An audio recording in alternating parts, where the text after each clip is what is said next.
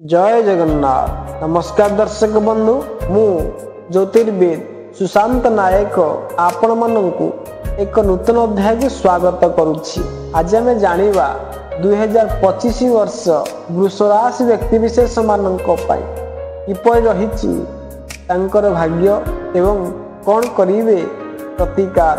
2024 वर्ष तुलना रे वृष राशि लोकंक पई 2025 ठीक ठाक परिणाम देव। शनि 2025 रे आपणकर द्वादश घरे गोचर करिवे एवं आपणको भल परिणाम प्रदान करिवे, कारण यह आपणकर लाभकारी ग्रह हेबो। जनवरी 2025 रे कैरियर राशिफल अनुसार वृष राशि लोकंको अधिक लाभ मिलिबो, कारण शनि नवम घरे और दशम घर स्वामी होई दशम घरे रहिबे। मासर शेष रे शिक्षार ग्रह बुध नवम और दशम घरे रही आपणकर पढ़ापढ़ी पाई अनुकूल परिणाम देबे। आपणकर निजर परिवार रे भल मूल्य संचार करिवारे सफल हेबे। प्रेम और वैवाहिक जीवन रे खुशी अनुभव करिवे।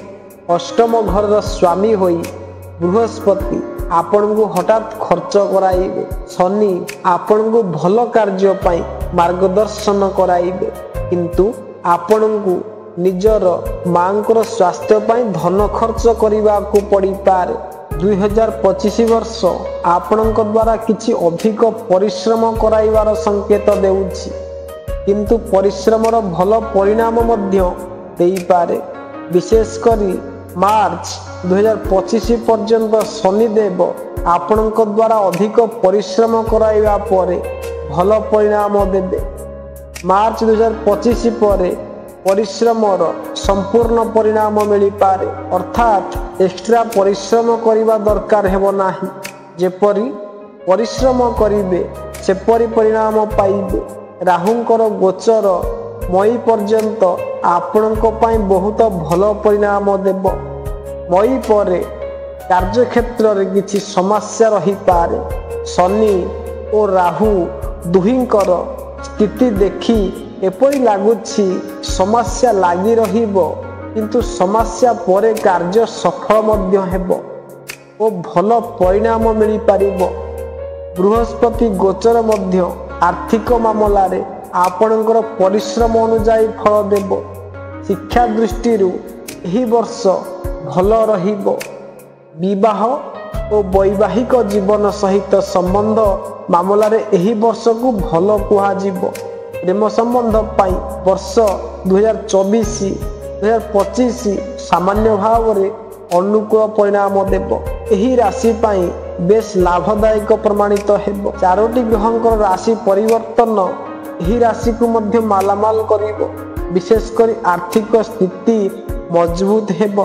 आयर नूतन उच्च सृष्टि हेबो। कार्यक्षेत्र रे बड़ दायित्व मिलिबो।